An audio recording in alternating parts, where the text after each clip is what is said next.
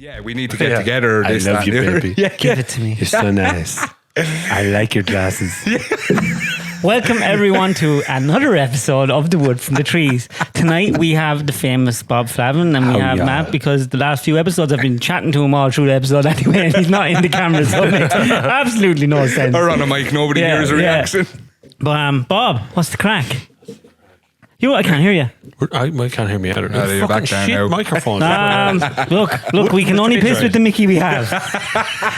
Right, I get the fucking dud. No, you're grand. Come here. Haven't seen you in ages. No, it hasn't been a while. I love your Helly Hansen. Do you like it? They're I sexy, feel like sort of. John Rambo right now. I was going to say like an action man. I was going to say a few minutes ago that I could take two of you out, but then I just realised he does judo. You probably have some fucking skills as well, and all I do is cut timber. So unless I have my chainsaw or my machine, I'm going to stay What here. is he? 2 drinks in and he's talking about fighting already. Yeah, you got the little sexy camo. It's nice though, isn't it? It is lovely. I like him. Yeah, I like him. They make me feel like more of a man. Is that because of the whole women thing now posting about men in work trousers are the fucking shit? No, I see. I just wanted decent work trousers, and like everything, I go all out. So when I should have got one trouser, I was looking at them, and then I was like, oh, I like that. But I also like that, and I like that. So I tell you what, I get them all, right? So I got 3 different types of trousers, and then only realised after that the 3 different types of trousers have about fucking 9-10 lengths and sizes in each one. Yep. So I had 5.6 billion trousers at home. So you rang a company that normally makes sailing equipment. They make to everything. make some forestry stuff. Yeah. Helly Hansen, they're a Norwegian company. Yeah. Normally make boating. you I didn't know that's what they originally done. I've seen their logo floating around the place. Do you know Norwegians all look like, most of them look like the Russian old Rocky? You're actually, Drago. well, Norwegian and Sweden, the two kind of Nordic countries, great big lads, blonde hair, they look, When I You might be stereotyping a little bit. No, I'm not. Yeah, when I lived out in Sweden, but they know that. Yeah. Oh, I forgot you lived there, actually. I lived out in Sweden, and it was like a culture shock because the women were beautiful, like all super hot. I don't know what done with the all overweight women. They're gone. Couldn't see them. They must have been living in Fritzl's basement. How long or has it something. been since you've been there? 2006. Okay, because it's completely different now. Is it? I was there 4 weeks ago in Oslo, and they're all kind of chunky now. Really? And I think it's to do with just having lots of money. I was only in Oslo, around the Oslo area, which Oslo, by the way, is only about the size of Galway. It's tiny. Totally silent because they're all electric cars now. But everyone's kind of heavy looking now. They all look like they've had a good time for a long time. Getting all the sweet hair. Yeah. But they're still blonde and everything. That's all still going on. But the biggest eye opener for me was the women were beautiful. The lads were so sexy. Yeah. Like we go into the town on a Saturday and we had a couple of sawmen working for us. Right. They were Swedish guys. They were Swedish guys, and they would have to go home early on a Saturday to go get their fake tan and get their hair done. I'm not joking. One of them came back to Ireland with us to work, and when we go out on a Thursday night, I was single at the time, Vicky, right? So you can't get me on that one. He would have to put the fake tan on, be running around with his underpants on and his fake tan. 7 foot poor and he was fucker. a masculine guy, just like fake tan. He just didn't like the white look. Right. The white look. Which is I thought was strange. Well, I suppose not many people in Ireland Probably like the white whitest look. country possible. Yeah, I'm super white. Me and Garrett actually decided this year for the first time in our lives we were going to wear shorts because our legs were fucking horrific. Oh fuck! I love shorts. I put shorts on like in mid-June. I know, but again October. The legs on us, like I'm the same. I usually don't wear them, and then this year I was like, "Fuck it, I'm going for it." they look like yolks you'd have hanging over nest. Shocking things. Shocking things. So we started wearing them this year. Imagine the claws on the end. Yeah. It's fucking bad now. So I tried to wear them this year, and I can't because it ticks and all that sort of stuff. Yeah, you got that whole thing going on. Yeah. For you being. The place is destroyed up there with ticks now. Same as it's destroyed with deer. What's the name of the disease thing you get from it? Limes. Lyme disease. That's Lyme it. disease. Yeah, and it has nothing got to do with limes. It's citrus. Weird. I don't It's know one where of that those. Yeah. It's one of those weird things. David avoided lime trees his whole life. Huh? It's on deer. Yeah, It's deer. from deer now. And the place is destroyed with deer. There was I saw your video when they were all jumping over your fucking van. But it's like that every night.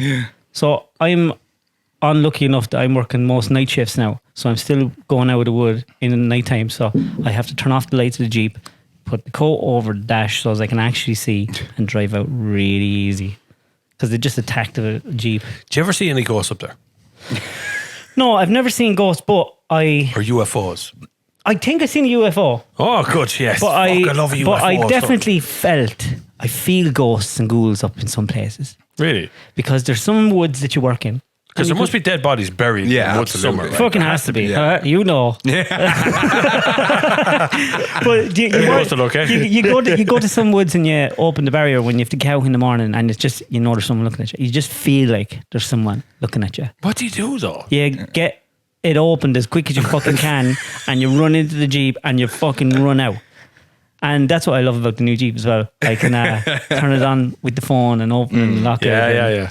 Very American, yeah. Yeah, it's cool. And do you think it's just deer looking at you, or like? Because usually you do never feel. thought that. That's fucking ruined story now. It's deer.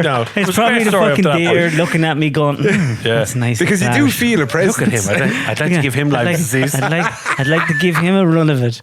It could be. But when sometimes you get a bit creeped out. But think about it, when you're asleep and somebody's standing over you looking at you, you will wake up. You'll feel a presence. When you does asleep that? with someone standing over looking at you. What kind of a childhood did Explain you? this story now. Hello, ma. Back the fuck up here. It's the worst that I'm going to say. It happened more than once in my life. I see you're just opening your eyes there. How was your sleep? This man is James Bond, I reckon. This is really happening there. He's sleeping with someone. Come here. Talk to me, Bob. Cars. I want to know the crack. Right, so since the last time I was talking to you, you've been flat out going traveling the world. Traveling a lot, yeah. Because COVID's over. That's why I have that weird sort of a glow about me now. Because you're getting to drive everything. Yeah. Right, so the car guy. Talk to me. Guy. Nicest car. And this is an EV free zone. Yeah, absolutely. Because I'm Eamon Ryan's nightmare.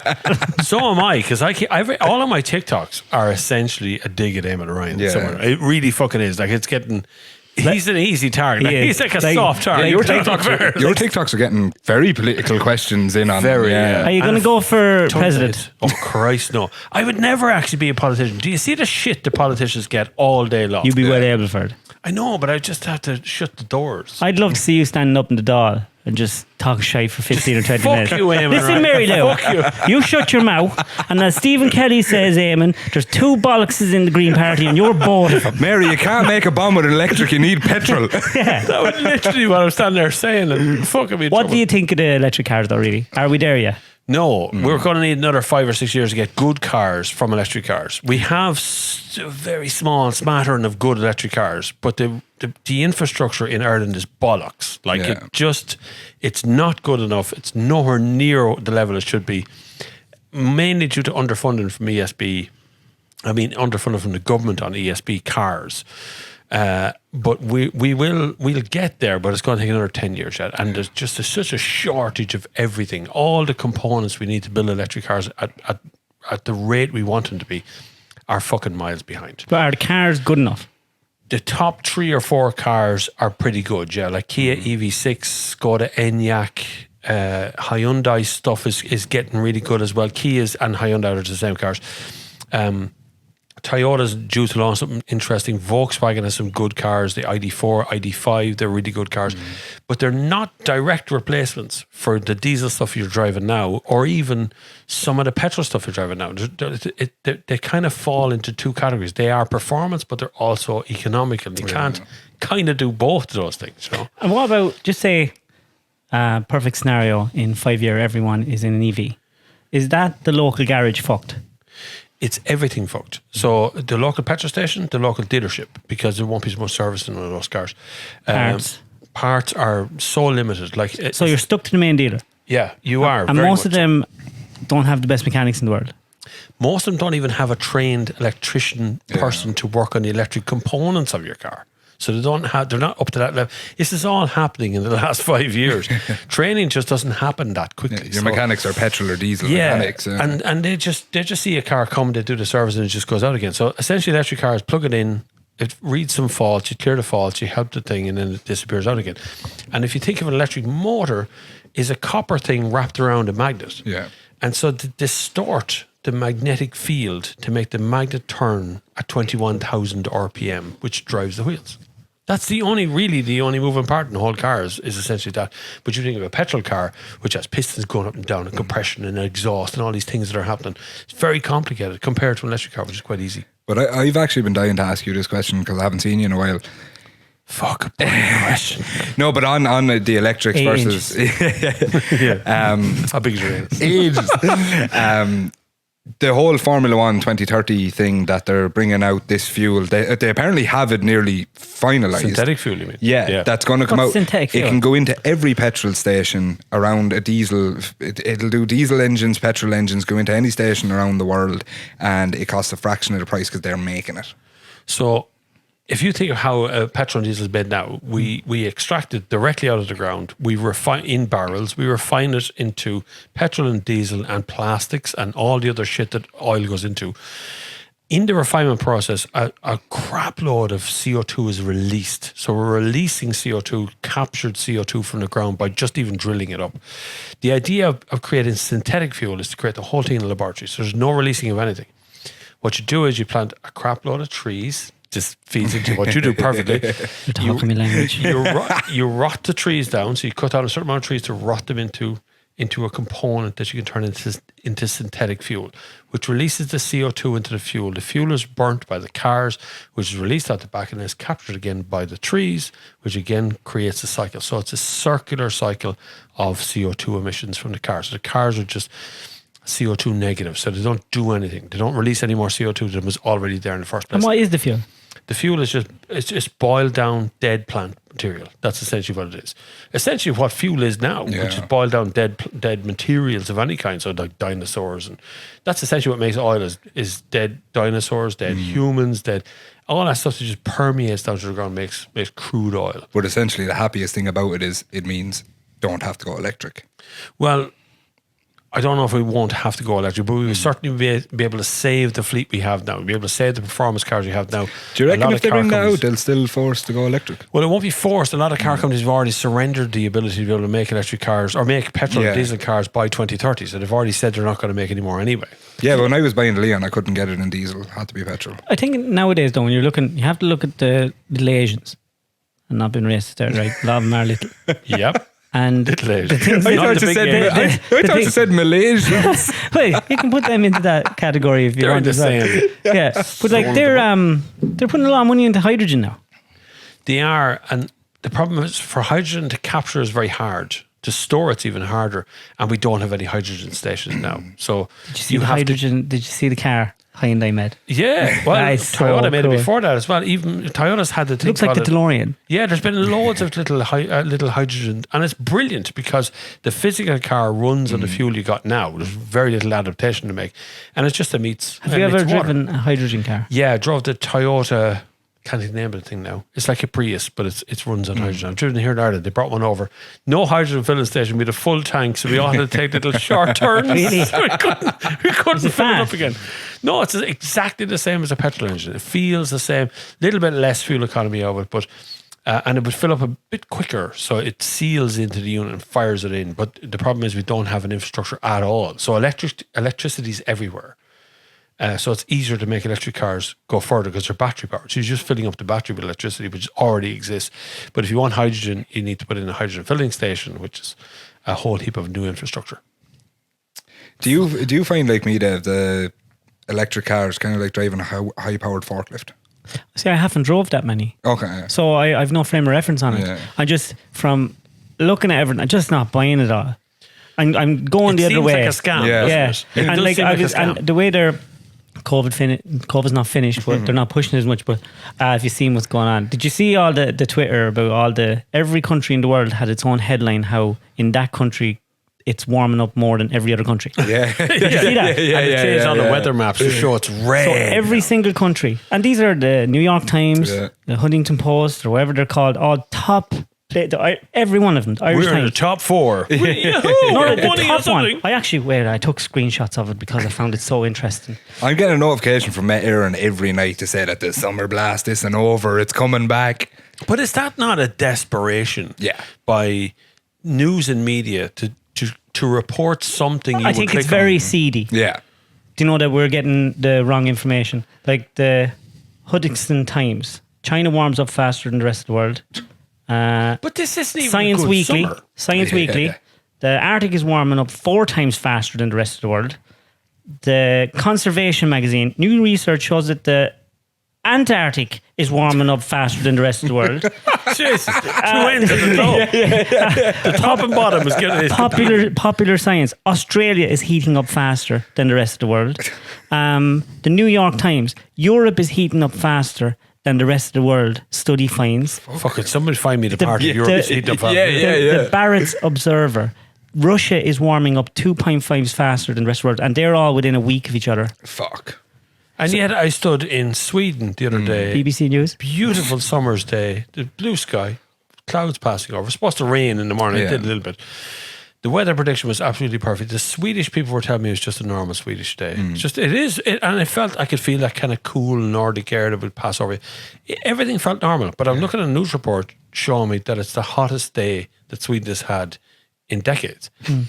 And you're asking the Swedes going, fuck no, we definitely had hotter than this last So where does the normal person go if you can't believe stuff? Like, I want to believe. I want someone to believe. Do you care? God, I do care. No, but I mean, I was just about to say, do you care enough? Like, I care incredibly about getting real information. Really? Yeah, real information. I just want real information on everything. That's what I care about most. Isn't the real information coming from press releases now? So if you were the Nordic weather reporter pressure group, you would write a press release every single fucking day and send it to some dude in the Nordic Press Times who would go, fuck, that press release would fit me. And there you go, you got your press release. So you write whatever they wrote because that makes your story easy. Because most journalism is dead. Like most of the real investigative, proper, I'm going to go and talk to 10 people today, get 5 references and make sure that everything's okay and kosher. Most of that's dead and gone. Now it's clickbait. Yeah. Well, now it's massively. Twitter. Now it's fucking lads scrolling through Twitter. You see, every time a video goes viral on Twitter or on TikTok or somewhere, there'll be a comment from the Sun, the Star, the Mirror, whatever. Can I use your video in my story? Do you mind if I? It'd be great for your publication. It'd be brilliant if you did it. And they just rip that video. However the fuck that video was made, no one knows. But they rip the video and bang, it becomes a story. I think it's all so seedy. It's ridiculous, and it's terrible because there's no straight line to it anymore. And to be fair, I think like even that's what you're saying about the weather stuff, everything like that. Even at that, I don't think they want to say the weather is going to be bad. I think that's how far censorship has kind of gone at this stage in media. That like you're just told you can't say it. And I'm not talking about like PC shit or anything like that. But I think it's actually gotten down to the stage of the weather being bad. That somebody could get seasonal depression disorder or whatever because of the weather being bad. 4 weeks, I actually calculated it. If we go back about 3 weeks, every week for 4 weeks, Met Éireann had released that it was going to be unbelievable heat wave. Until it eventually, they just got it right with that Monday being really good. We still and only Sunday. got a fucking grey sort of morning, 21. But they released that for 4 weeks. Is propaganda not illegal? It depends on who's talking about the propaganda. So if you let's bring it down to one thing we're all familiar with: Ukraine versus Russia. Yeah. So we only hear the European version of this fight. Okay, so we only hear the news from Russia, from Europe, from America, and we think we're the good guys. Yeah. But if you lived in Russia, you would only hear the Russian version of that, and they think they're the good guys. So there's. Which one of those two things is propaganda? Well, at the start of the war, there was two Russian soldiers captured, and they were questioned, and I think it was on Sky News, and they thought that Ukraine was invading them, and that's what they were going to war for. One of these two things is not true. Yeah, I get that, and as a soldier, you just do your job. That's all a soldier's job That's all as soldiers to do. What I'm saying is, if you have we elect the government, and the government, and we pay taxes to get news, so as we can make educated decisions on what we do and how we progress in life. Yes. And we're not getting the information we need. And neither are the TDs. Yeah. Essentially, they're not getting. They have as much right to critically think as we do. Yes, of course. So if Joe Bloggs and me and you can sit down and go, this feels a bit weird. I don't know if I buy this. Surely they can too. Well, yes, they definitely can. But the problem is who is being served by the TD has changed. So we used to elect a TD to represent our county. our interests of our county. So it wasn't just one TD, you might elect 2 or 3 TDs, but they were there to represent Laois. Let's just take Laois on its own, or Kildare on its own, or whatever, right? But somewhere along the line, that kind of got muddied, and now they represent the national interest of what's going on. So now they have to think about fucking train transport and rail transport and big business and stuff moving around. Instead of thinking about fixing potholes or, you know, the small local stuff. So turning up at church weddings and funerals and that stuff has kind of died in this part of the country. Further west, it still exists. Certainly the Healy Rays and all that, they still do that kind of very local politics. But what's after happening is we've pushed these people into representing us on a European level. So now they're trying to figure out, in 4 years' time, I'm going to need to do some talks in schools and move on to Europe. And that's what we're after doing. We have created that. We have put them under so much pressure and so much analysis, and we elect them, and then we call them a bollocks immediately. Oh, fuck him, prick. Who does he think he is? But you elected the guy. We don't give them enough support to say the public is behind you on this matter. You need to go further with this and understand what's really happening. Because but when he gets elected and we elect him, does he, because I don't know much about politics, I wonder about it, does he have to, he's elected, then he has to toe the party line? If he's with a party, yeah. If he's with a party. Yeah. And the party line is basically to just get re-elected. Well, the party whip will tell you the party politics. So the party whip is the person that tells you how to vote on the next thing that's going up. So if there's something like a vote in the Oireachtas or a vote in Parliament of any kind, essentially you have to vote the way the party whip does. That's why they throw you out of the party when you don't vote the party whip, right? So if you're voting negative or you're voting positive or you're abstaining, you're voting with the party. And so when you elect a guy and suddenly something comes along that doesn't suit Laois, he might have to go with the fucking party. If you could change anything about politics, what would you change? Independent thought. Independent thought is something that scares the shit out of people. Okay? It might not scare the shit out of you, but there are people out there who think they watch TV, they watch YouTube, and their thoughts are manipulated by what they're watching, and suddenly they're no longer independent from that thought. Their thoughts are guided by Joe Rogan or by whatever. But it's not a question thing. They're not questioning it. They're just listening to it like fucking zombies. And they never question what they just heard. And the last thing they heard is the truth.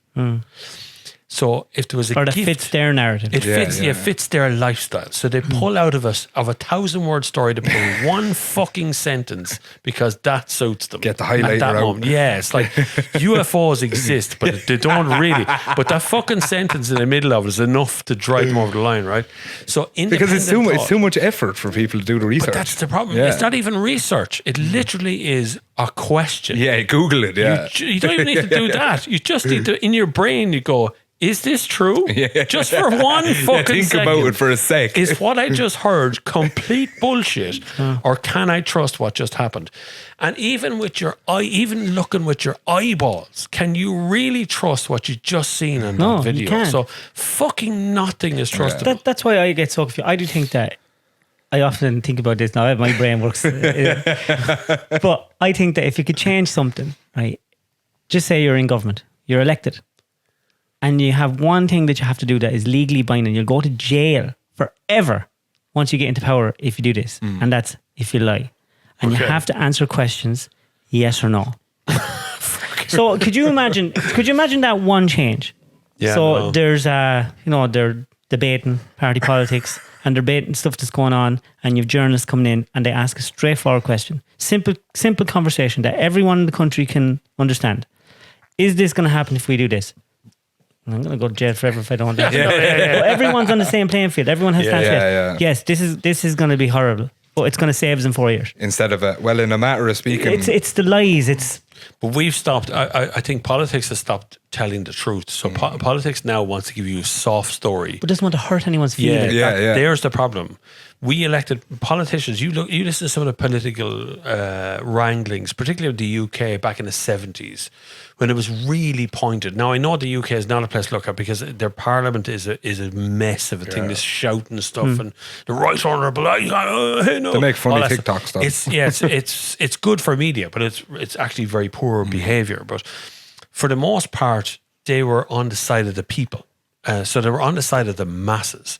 And that's because we had very solid trade unions. We had very solid solidarity people, Labour parties were quite strong. They were on the side of the consumer, the person who worked from 8 o'clock in the morning, 6 o'clock in the evening, you came home dirty, washed their hands, ate their dinner and went to bed. That they were on those people's side. And somewhere when particularly when the miners' strike started, that changed, that altered. They set the people against ordinary working people and they're trying to do it again in the UK right now with the trade. They're doing it everywhere. They're doing it now. They're really trying to drill down on the trade unions. We don't have a strong trade union in this country. We have a miserable effect of a trade union. They only come out once in a while to deal with individual cases and they disappear. We've never really had any good trade union stuff. And a lot of that goes back to the way the UK treated us during the famine. So they starved us to death, and the people who starved to death are the poorest people, which would have been the ones who needed the trade union, the workers, the solidarity parties, the socialist parties would have been starved out of it or sent to other countries. So we have this little thin line at the very top, which is Fine Gael, Fianna Fáil, Labour, these kind of thin line of middle class people, and there's nobody in the upper classes, and there's no one really in the working class. There's no one really. In the society we live in now, back then, trade unions were important because anyone that nearly had a job was working with a big factory. Yep. Now people have the power to go off and get credit, and they can start their own factories and start their own. So trade unions now, as a rule, they nearly put businesses out of business. They make it too hard to do. They make it too hard to. But it's just. I think the subjects in a country, like that's what we are now. Right? But sometimes we don't know best.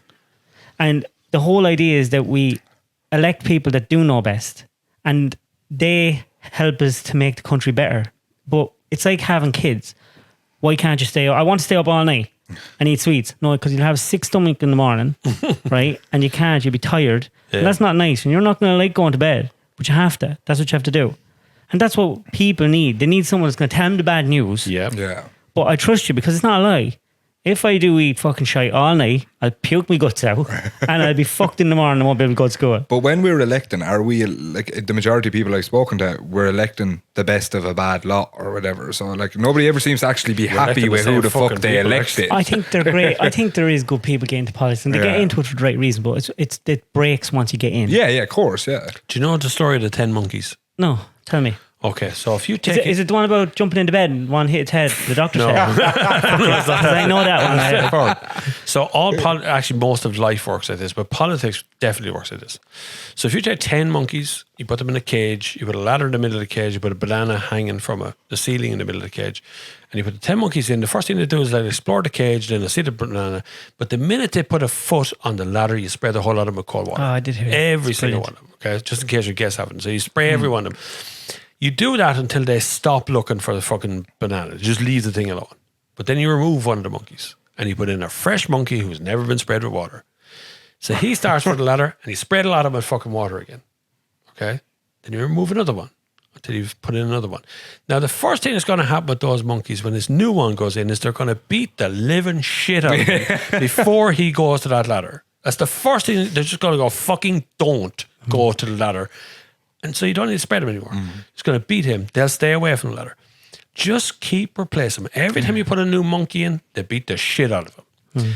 Until eventually, none of the original 10 are still in there. They're all new. None of them know why they beat the shit out of the new guy who walks through the door. And none of them have to spread for water, but they will not touch that fucking banana. And nobody knows why. They all have to worship the banana. Now they just don't know what the fuck it's there for anymore, but it's still there. So essentially, that's how politics works. So when they go in, and they want to take over health, like Simon, whatever his name is, their baldy guy. They want to take over health. It's that banana thing. You can't fucking touch it. That's the best explanation. You're going to be dead if you go near that thing. Don't go near a banana. So he doesn't. And so he gets berated because he's not really dealing with the HSE anymore. And he's not the fucking bed crisis, the thing. But he can't. There's nothing he can do because no one wants to go near the banana. That's the obvious problem. Yeah. And then when you mix that with how social media is polarizing everyone and how bitter everyone is out there. Yeah. Like even you do social media, everyone loves you when you get to a certain point, and then when they think you're doing well, it's like let's but that's Irish mentality. Is that not Irish mentality? I don't think that's even Irish, man. I think that's just humanity. I think there's a point where you're exclusive to a certain amount of people. And then you reach a level where you don't feel as exclusive because now the number that's attached to you has now crossed a line somewhere. They've done a test in Africa on it. It's animal instinct. They painted a red dot on a zebra. Yeah. And because they wanted to find out was the lions and the tigers focusing on a zebra that looked different than the rest of them. Yeah. But it wasn't. Once there was a red dot on the zebra, all the other zebras singled it out. Yeah. They left it on its own. So they didn't like that it was different.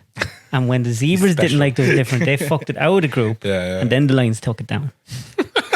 So it's actually society that pushes out anyone that's different. Yeah. You know, so we're bred to, you know, be the same. So you're bringing me back to my teenage years, Dave. Don't try to be. You want a red dot, you just had no hair. Just don't walk in the room. And if anything to go by, as I get older, I fucking really wish I was. I wish I didn't have any hair. Hair's growing everywhere. I had no hair for years. Now it's like every time I cut my hair, fucking ears, nose. Goes out everywhere, yeah. The whole Do you know lot. when the barber turns on and goes, do you want to do them eyebrows? No, I don't, Bob. Hang on a fuck. Well, he's fucking special. He's the fucking zebra with the red dot on it. That's what he is. My wife does my eyebrows. Does she? Yeah, she'd be looking at me. She go, "Fuck, I am doing them." You do a great job, Vicky. They're a mess. They're not bad now, are they? No, they're good. I wouldn't have noticed she was doing them. She makes me go to get my hair cut because I wake up, I don't know what goes on at night in my house.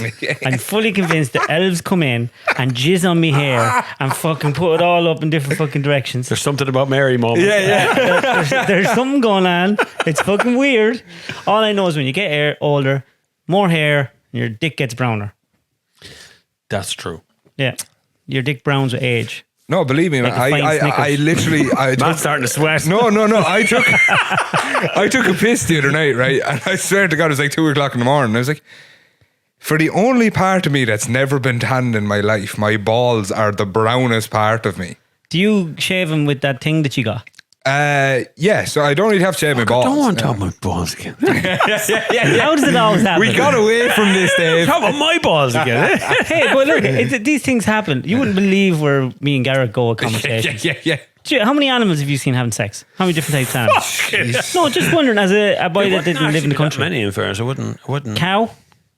Are we counting like TV animal documentaries? Like, No, in real life.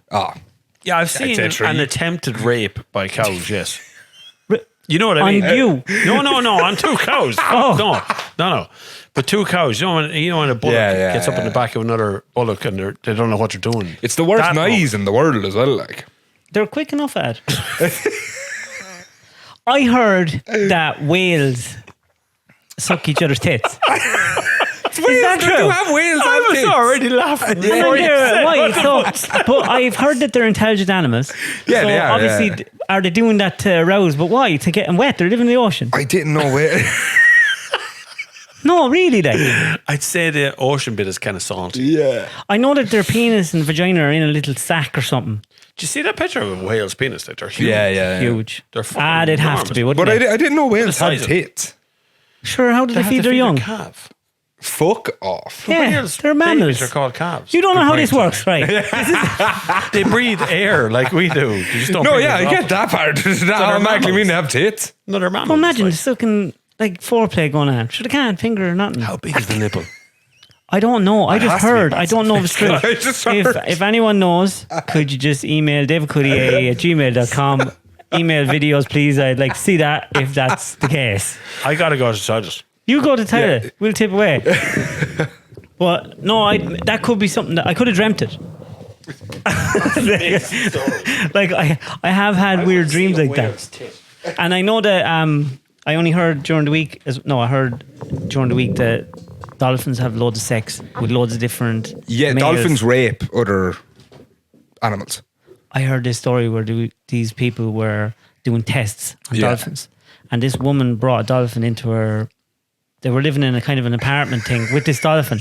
No, this is true. Where they were doing tests on intelligence, trying to teach it language, but they get bored really quick. Yeah. So the only way they could make it actually sit and do a thing was jerk it off. Yeah. So your one was jerking off the I can't believe I just said yeah with a straight face to that. She used to jerk off the dolphin every day. Yeah. But they found out and they wouldn't let them do it anymore because they said that she was sexually abusing the dolphin.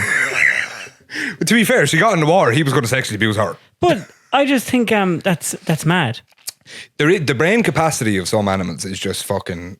It's ridiculous. Some of them are fair stupid. Yeah, there's that as well. I'm after, I'd say, pushing 2 or 3 hedgehogs off the road now in the last 2 or 3 days. Yeah, there's loads of them. Is that because we're building so much on their habitats, like foxes in London, road, Dublin, home, all that? That road's there longer than fucking me. Yeah. There's not that many roads up where we're from. Yeah. So just lots of them now. Yeah. It's like there's lots of deer.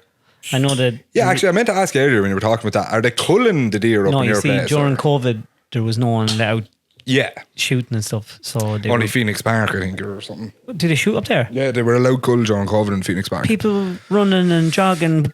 Well, I don't think it was just... Or I think it was just random Rambos, like. Or they just had all these ninjas up on trees and just jumping on them, slitting their jaws. You go, Bob. You get your beer into you. Brew beer. That's brew lager. It's brew's finest.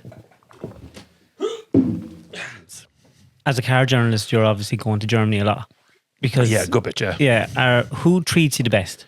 Who do the best job? Range Rover. Range Rover? Yeah. Range Rover and Ford. If Ford spend the money, you're going to be on a good trip. They brought us to Morocco and they just let your Raptor, which I tested originally in Morocco, they just turned that into Baja mode. You know the mode you can set it for the best suspension system. And they brought us down to the Northern Sahara Desert and let us loose with this yoke. And it was like, like the fall guy jump in front of you. You couldn't see the other side of it. And your man says, you're going to be going over a jump now. We hadn't seen anyone do this. And we go, okay, yeah, great. Yeah. You're in Baja mode, yeah. Now, and I said, well, what speed should I do? Oh, no, you just go as fast as you can. Just whatever the highest speed you can achieve between here and there, you just do that. And we went over and it was like the fall guy stuff. It was like wild, over the top of this thing. And so that in that way, it was like this adventure. And we end up riding camels and... I didn't know where I was going. Exclusive! No, back to the dolphins. Flavin rides someone. No one's fingering camels here. Somebody's highlighting that one sentence. That's the one sentence. That'll be the clickbait. Flavin rides. That actually did happen. But I was riding on the back of the thing. Yeah. And there was like tents in the desert and all that. You know, the stuff you really want from Morocco, we got. Whereas a lot of people go to Marrakesh and it's not really... It's a tourist version of Morocco.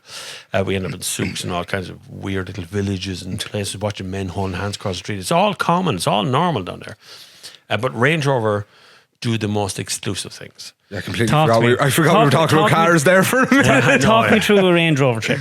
So Range Rover will usually do a chartered flight. So it won't have what we call, a motor journalist call everyone else normal people because we tend to do all the stuff that you want to do, but you're not allowed to do. So we get flown out usually on some sort of charter flight. Range Rover.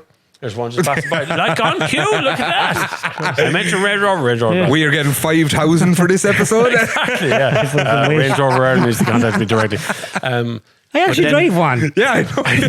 Yeah, you're in one as well. One of the best trips we're on was one we went to Greece, down to Athens. If you went to Athens, we had 1 day free just to hang around, do whatever we wanted to do. And the PR person just paid for us to go in taxis and open stuff. And they opened up like tourist sites and stuff for us to go to see. They were all closed on the day. There's poor Greek people standing around going, who are these like 6 people who want to see this thing? But then the next day we went up we drove into like the mountains and they opened up big goat passes for us to drive across in Range Rovers, and they closed this bridge down, which is an aqueduct. We drove across that. They put boards over the top of that. Then we stayed in a place called Amanzoe, which is worth looking up. It's like walking into a Greek, all the columns and pillars and all that shit. Like something out of a movie. Yeah, so it was, and everyone was dressed in white linen, and they came out and they put these evil eye. The Greek believe in the evil eyes. Yeah. A little eye around your neck. So they put a little evil eye over your neck and hold it. Eye of Horus. And that's it, yeah. Yeah, Yu-Gi-Oh! The palm of Horus and all that stuff is all part of it as well. So they did all that sort of stuff when we landed. And then we had my own servant for the night. My own pool. Whoa. I had my own servant, yeah. So what did he do? He stood outside the door of my apartment which could sleep about 20 fucking people in it and had its own swimming pool and everything. It was only going to be there for 6 hours. If you weren't paying him, Bob, it's a slave. That's exactly what he essentially was, a butler. So whatever you wanted, if you wanted dinner brought to your room, he would go and get it. If you wanted drinks, if you wanted something ironed, he would disappear with that thing. I threw him off with a hand shandy. I was just about to say the same thing.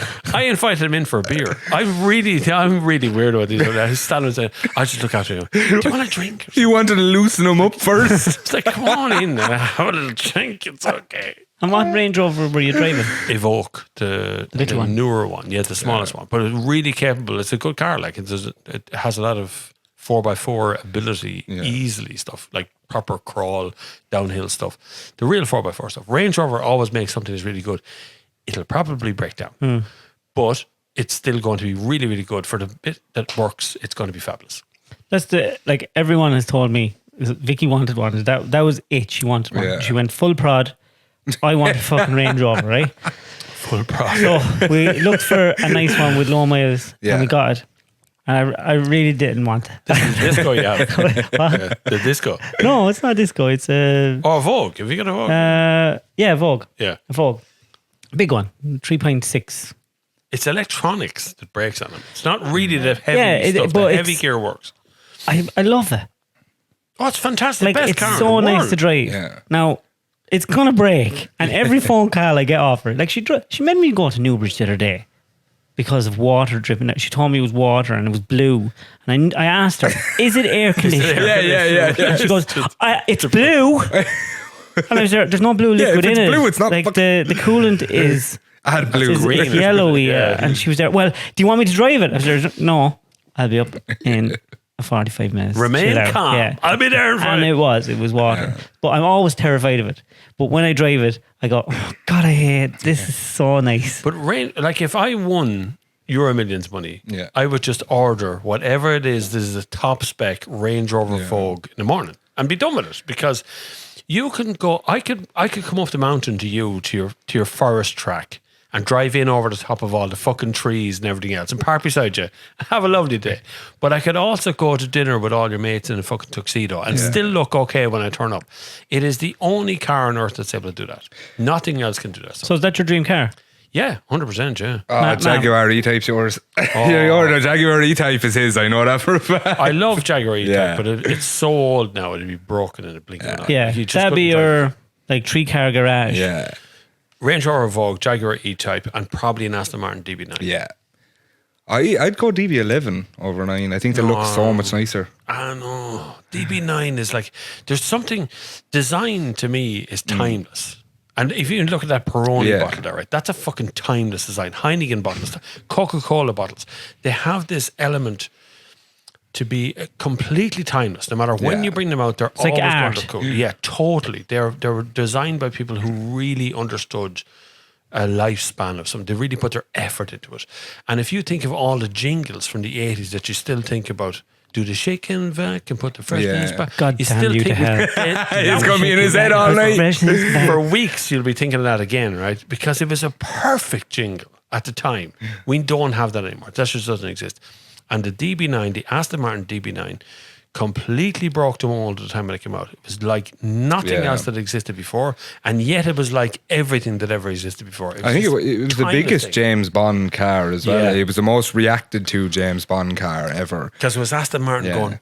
Now I am a whore for the DB5 as well. Like that's just a stunningly old car, like, but still kept its time. They're shite to drive. Are they? Yeah. They're a lot of those older cars, like Lamborghini, the one from the Cannonball Run, the original Cannonball Burt Reynolds movie, they're awful to drive. Yeah. They're brilliant posters on a wall, but actually driving the thing is like this fucking weightlifting experience. You were about to ask me about my cars, and I'm right. So I'm going to put them out, and I'm going to let Bob smack them down, right? Really? Yeah, they're all shit. Let's just start there. Yeah, right. So let's go with that one, right? Next. So we start with impress me. We're starting with DB11, right? Now you've made your point clear on that one, driven. Right? Okay. It's very good to drive, it's very nice, but it's just not a timeless classic. I think my second is a 1967 Chevy Impala. That is shit to drive. Okay. And I've driven an Impala. But now look, there's something really cool about Americana. Yeah. The American experience of freedom across 50s and 60s. It's the design. It's pulling up to the drive-through. It's all that kind of girls in the big, the floofy skirts. Oh, that is pin-up girls. That's hairy fannies. yes. Yeah, before they shaved. Yeah. We went to a concert, Billie Eilish concert. Yeah. And her support act girl had hairy armpits. Yeah. And she's out. I didn't know who this fucking girl was. I was at Billie Eilish. I don't know who Billie Eilish is, right? But the kids are having a fucking ball, right? But this girl comes out, and she is the modern embodiment of girl power. You know, the what do you call them? Feminism. Spice Girls. All right.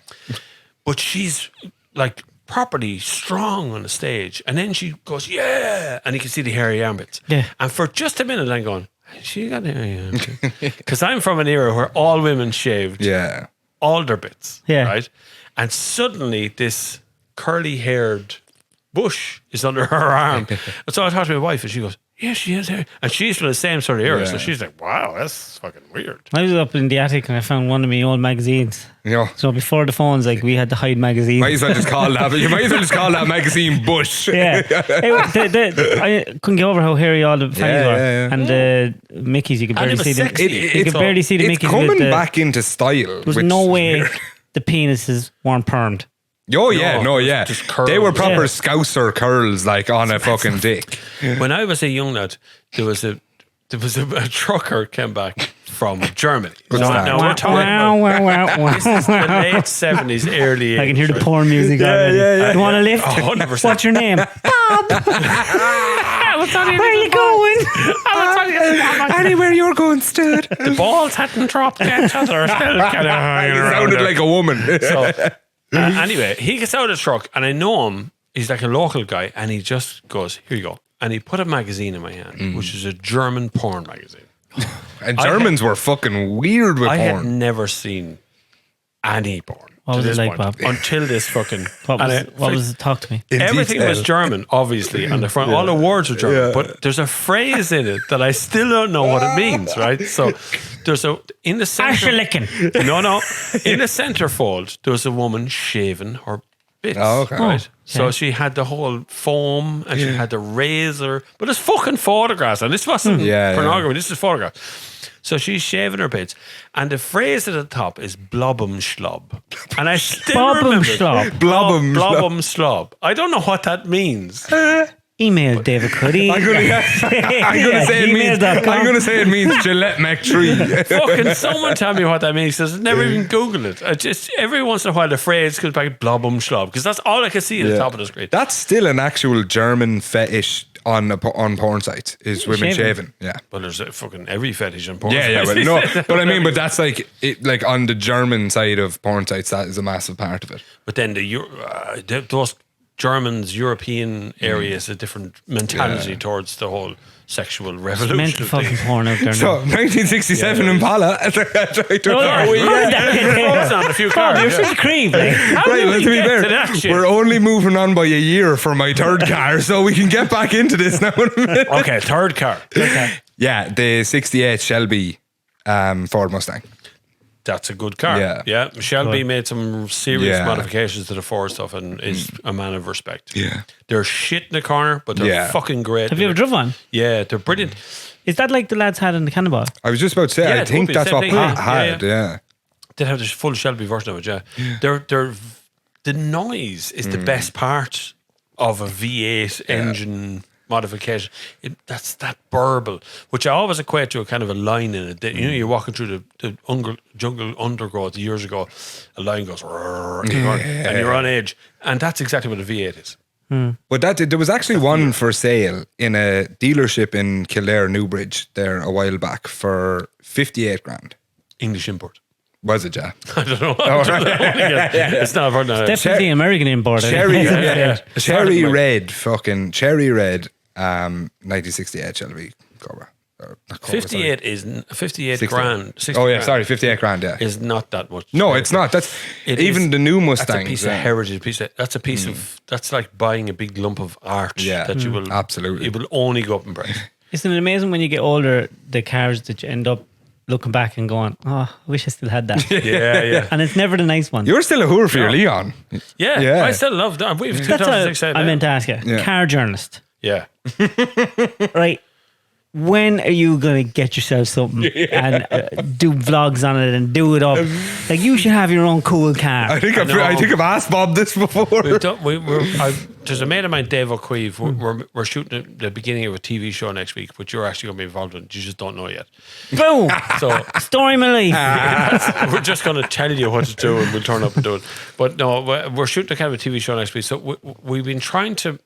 The price of cars has risen so fast. And if I go on TikTok and I say, I'm looking for X, Y, and Z car, the price of that car just goes straight up because they know that I'm looking for it. Yeah. Right. So there's my biggest problem. You not buy it on the quay. Yeah, you'd have to, but there was nothing for the last 6 or 8 months. There was really nothing very interesting.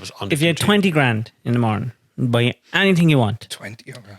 I would Old and cool or whatever. A Nissan 350Z. Nissan 350Z. Oh yeah. They're really low. I'd buy it the shittiest version I could find of it. Because the engine is going to survive no matter what some shithead has done to it. If you were driving around Mondello drifting the shite out of it, the engine would still survive. Would you have it for turn it into a race car or just to cruise? Into a show car, cruise car. Completely cruise car. I'd make it low. I'd put LEDs all over the fucking thing. Big wheels. Like a fucking UFO driving on the road. Like with Tina Bob Turner. Flavin written on the side of the do back it. Portage answer to Dom. love it. Yeah, absolutely. Yeah. I'd love it. I'd put air suspension so I could get over all the speed bumps in Portage. That'd be cool. Just so I can pump the fucking thing up. Speed bumps and roundabouts. That's all it is. Now you fucking said it on the podcast. Now they're going to go up. The price would be gone through the fucking roof. You won't be able to find a 350Z in the morning. Dave O'Queeve has bought one recently. We're going to fuck with it. Do I know Dave? Have I ever met him? He's from Dundee. He's also a fucking expert wakeboarder and works for Red Bull. Is his nickname Nobby? No, that's Nobby on Cars. Is his real name Nobby? Noble. That's Mark Noble. He's from FM 104. He's another motor journalist, and we've been making podcasts and TV shows of him as well. But Dave is a unique case. Dave is a young guy. He's just one of the nicest guys I've ever met in my life. And we hit it off recently. We've done some done deal videos. And not in a bummy way, but we hit it off in a nice way. Oh, that's always the best. There's nothing wrong with bummies either. There's nothing wrong with bummies either. Yeah, we might have bummed once or twice. But Old Dark Knight, it's a fucking... like Prince fucking Andrew says, stick it up my arse. That's pegging. Pegging. Didn't know what that meant.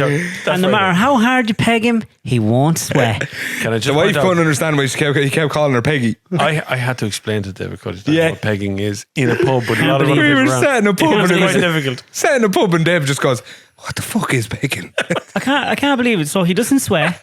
He doesn't fuck young ones. No. And he puts dildos up his arse. Yep, he does. So, yeah. No, he likes strap-on. Strap-on dildos, Dave. So pegging is when the woman... Pegging is when a woman fucks you. The strap-on. And Why do they call it pegging? I don't know. It's like sitting on a peg. It's what I always think, but I don't know why it's called pegging. Yeah, to be fair, I've always just took it in my head that I got why it was called pegging, but I actually don't know. It seemed to come out in a news story today, and then Ryanair reacted to it, and then it's just lifted off because Ryanair. Yeah, Ryanair. Excuse the pun. That was a good one. Michael O'Leary, hire him. We took the condoms off, everybody. Do you want to tell the listeners what the Ryanair post was? Yeah, I don't know. You should all look it up because Ryanair took a picture of their seats. You know, the kind of shitty seat that Ryanair has. They have a hard thing. But and they said that again. We have a seat for you, William. It says, and in the middle of the row, the little armrest is lifted up like an erection. How creepy are all them fuckers? They're fucking properly. Can you imagine being a social media manager in Ryanair sitting down and dreaming that up and going, I have a picture of a seat. I don't know how it got through. Well, how the fuck did it get through? Respect that lad had for the last 30 years. Yeah, I know. Everyone looking at him like he's and now we can't sweat. Wait, sorry, because I'm not going to lie. I actually don't give a fuck about the royal family, right? And not in a weird way or bad way or anything, right? What? Don't slander anybody. No, and I'm not. Slander anybody. But which one are we talking about now? The guy that didn't fuck the girl. The guy that didn't fuck young ones because he didn't sweat. Andrew, is it Andrew? The one that was William. the one involved with Epstein, is it? Is that who we're talking about? That's Andrew. Yeah. That's Andrew. Also, I don't know who William is. You know William is Kate fucking Middleton's But he likes husband. the arse. Oh, right. That's what was catching me. So I'm going to check the Ryanair. It said William. The future king. No, sure. Are you saying the future king is like pegging? Wait till I check. I'm going to check the Ryanair. Get that scepter up me hole. Well, no, get the handle of the fucking stick up here. Ryanair. There we go, Ryanair. Ryanair is the one who started this off. Yeah. They were the ones who would go. Which absolutely fair play for letting their social media team get that out Prince there. Andrew, there's no way I'd have heard about it if. Well, no, he said William in the pub earlier as well. So It was William written on Ryanair. I'm sure it was William. But let's just go with Prince Andrew. just to be safe. just in He's case. already in enough shit. Yeah. They don't care about him anymore. He's already fucked himself up. So Literally. Bob, you're on fire. All the puns are coming out tonight. Matt, if you had 20 grand in the morning to spend on a car, something as a runaround to go to shows, like cars and coffee on Sunday. Weirdly, I'm probably going to say Renault Megane, sport type. Fucking Renault Megane. French. Yeah, when we had Renaults for years. My whole life growing up was French cars. The Leon was the first one. A Renault Megane? A normal Renault Megane? No. We had what we used to call a Bluebird, and it was a GT fucking sport model, and it was just fucking pocket rocket like. That's right, no, nothing. Bluebirds to me were Nissan. That's a Nissan Bluebird. My head as well. I don't know how to Bluebird. I don't know. The car was blue, and that's why we called it Bluebird. Wow. But I remember I learned to drive that when I was 12, and it was just fucking super. I'd take the 20 grand and go over as far as somewhere in Europe, and you'd come with me. And we just stay there for a couple of weeks. Oh, you're the worst car journalist in the world. Buy any cars. I'd go to a hotel. What car would you buy? Fuck the car. Fuck cars. Yeah, let's just go on holiday. Go and have a fucking party. Well, tell me what's yours? Actually, I'm a fucking idiot. I'd go broke trying to look rich with cars. Chicken arms. I fucking love cars. I just can't afford any of the ones that I want. Yeah, I know. Yeah. Do you know? I think, to be fair, 20 grand's a very low amount of money Jeez, to I be think picking that's a a car. nice bit. Well, for me, because if I had 20 grand in the morning, I'd probably buy a Chicacento, a yellow one, and Simon Sporting. a nice GTI 205 and a 306. So you're buying 3 of them. Because I'm gone all, I want my old cars back. Yeah. Do you know? I learned to drive in a 205, and I always wanted that 205 X-Rad van that had absolutely no power and made loads of noise to be a GTI. That's a good car, though. Okay, well, I'll tell you actually probably X-Rad was a cool thing. They were. At the time, they were the nicest van out there. But it had the word, it had the letter X, which did. somehow lended a bit of extra. I'll stick on the X theme here, but without going outside of my own personal family cars, if I was to go for one from when I was like proper young, as a child, the Citroen Xantian, I still believe it's probably the fucking nicest Citroen they've made. A fucking modern car. His childhood. Yeah, well, that is my childhood. You're only a chap. I think I was 5 when my dad had that. God, I can remember them so well. I'm not going to lie, I was going to say a Laguna was retro to me. I had a What age Citroen is your BX. My dad is 60. Right, okay. He's a young. Yeah, I think Nearly your age, Bob. I had a Citroen BX. Did you? Yeah. That's a good car. The suspension went up and down on it. Yeah. And I crashed in front of everyone. Fuck off. Yeah. I pulled the handbrake, but the front wheel sucked. Straight into the car park. There was loads of people there. Straight into the fucking wall. Oh, Jesus. So embarrassing. I tried handbrake turns on that's a Nissan Cherry, which it was the original Nissan Cherry. Yeah. So it was taxes at 1.3, but it had a 1.6 litre engine. Illegal. Everybody did it. Mapping. But I tried handbrake turns. I was only fucking 17. So I tried a handbrake turn. But the handbrake was so fucking weak that the car just went straight on anyway. It didn't do it. I could turn the wheel on, It's so free when nothing happens. You pull that thing and nothing goes on. Well, I'm not going to lie to you, right? And you can answer this question finally for me, right? Fuck. I've got, because It's technical, so it's too late to be technical. You both know that's my first car to have myself and full license and all that shit, right? It has There's you, man. Get out! Come on! Get the fuck out! That's your first fucking car. Swear to God. I bought that before I even had a license, 3 weeks before, and now my insurance is like, you don't have a full year of a license because you bought it 3 weeks after or before you got your full license. Did you just qualify or something? Last year, there's still fucking end plates on the thing.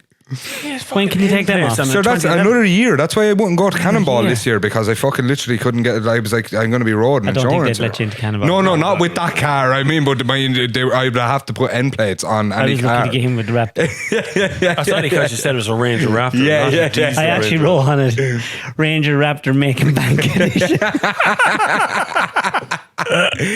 But no, I have been nice to know this, right? Because... Right, so that's automatic handbrake. Fucking, you can flick the switch, or it'll just come on when you put your or you can just put your foot on the brake and it'll come on automatically.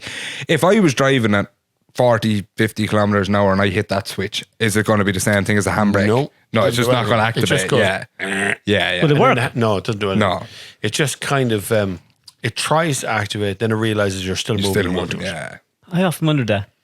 Pull it and see what happens. You know, I made a video. He's been doing that for fucking 40 years. And pull it at the same time, see what happens. See who ejaculates first. You were the car. Can you remember, serious question, can you remember the first time you blew your load? Yeah. No. Yeah. He does. Yeah. Go on, Matt, tell us the story. But I have a specific reasoning for remembering. After figuring out it's only about fucking 6 years ago. No wonder he remembers. It's like last week. It was while he was looking at the brochure for that job. Seen the price and that's what made me fucking handbrake. He pulled the handbrake in the jacket sometimes. Seen the price and that's what made me cry after it came. No, I fucking. There's all kinds of reasons to cry out. Not sure the price of a car. Shame mostly. Can't believe I did that. Yeah. Shame. Not here. I can't believe I watched that. Not Pets Weekly. Can't believe she was my cousin. Not Pets Weekly. Not Blobbum Slob. I thought I was going bad with the cousin. The only reason I remember it is because for literally 2 months when I discovered wanking, I got discovered. How did you discover it? Like just like I swear you're watching God. A few movies, right? No, I swear to sitting down and you're watching Scooby-Doo. Thelma comes in. Or Daphne, whatever, wearing the short skirt. You're watching it. Scooby's there. And you just feel a little rumbling in your lines. And you deal with that for a few years. For a few years? And you try and hold I it. have an obsession with redheads because of Ariel in the fucking Little Mermaid. She had those fucking legs. Yeah, but she had red hair. That was good enough for me. No, she couldn't walk. She couldn't walk. No. There was nowhere to put anything. She had shells. She had shells over it. She could give you a hand job. She had shells over. Who wants a hand job off a woman? Do you know fucking mermaids? Do you know fish is the worst sex life? The lads just jizz on the floor. Yeah. And no, the women lay their eggs and the lads jizz on the eggs. So there's no intercourse really. I don't think so. No, there's not. No. But no, I haven't had a good enough of a conversation to figure out what. Could you turn up like after a few days and jizz on the eggs? Not you. Now. Bob going out the fish ponds. Not you. That's illegal. You can go out and watch him, I think. Can I go to the shallow part? Voyeurism. Anyway, we're going off topic. So Matt, you watch Scooby-Doo, you got hard. No, and I just said just before we go on, because you meant the Scooby-Doo point. Little Mermaid. Little Mermaid. No, but there was shaking that fin at you. There was a meme, and it was like, "What's the most animated thing you've ever wanted to eat?" And somebody commented under it was Daphne's arse from fucking Scooby-Doo. Jeez, that's actually funny. Things go weird here now. No, I tell you, fucking yeah. I remember the whole like first time because I got migraines for 2 months, right? Every time I wanked, right? So were you holding your breath? I don't know. I honestly, I don't know why. That makes sense. I just have visions of you, big purple Mickey, red head gone mad, big blue face, sweat, bloodshot eyes, blood coming out of your ears. No, I think if I remember correctly, I was 11 the first time I wanked, right? And what? Yeah, and that's what I think the problem was. I don't think I actually. I don't think I actually should have been doing it. Very at that sheltered age. life. Yeah, that was very young. That's what I'm saying. I don't think I actually should have been doing it at the time. And I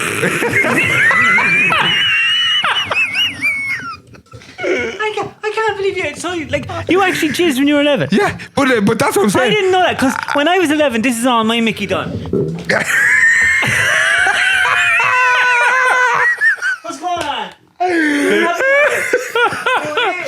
It's just if the wind blew, it'd just be seeing what was going on. I was still putting down my trousers to have a piss at 11. Fucking mad. mad. Standing up straight. But that's what I'm saying. So that literally, I think, was an issue because even with the coming part, it was like.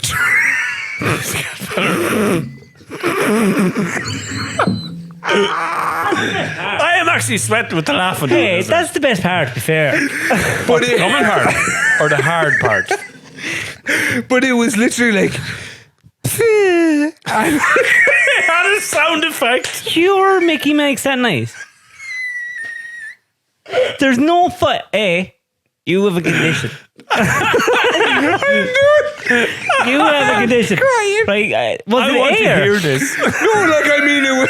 Did bubbles come out? Was there bubbles? That essentially, yeah, and then just like a spurt. Like I mean, fuck! I'm gonna snort me beer. I'm crying. I'm actually crying, and literally, like I'd say one drop, and and then I'd have a massive migraine for. I can already feel the abuse coming through the listeners. Tonight, darling, you have a migraine. Our friend Matt has a condition. If you could email davidcuddy@gmail.com. Please email in your suggestions. Bubbles and air coming out of his penis. This is no word of a lie, right? And his penis makes noise. Like, you're going to slay me for this one, right? It makes more noises. I went to a friend of mine, right? You fucking did this in front of him. This, love. No. This is fucking turning Does yours dark. make this noise? Does your cock make this noise? This is getting dark now. Go ahead. This episode's just going to be called shit you can't say on Off the Leash.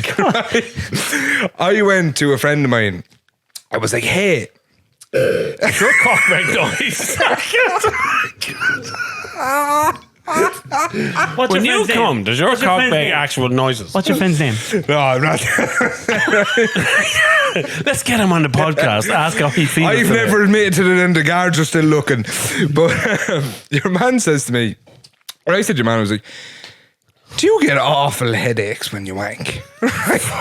Now imagine, even that we're like grown men now, imagine somebody coming up and saying that to you. They take away headaches, if anything. No, but can you imagine someone walking up to you and just saying that? Yeah. It. Oh no, I didn't even say hi. preamble, That was it. lot. That was it. You get headaches when you wank. And does your cock make noise?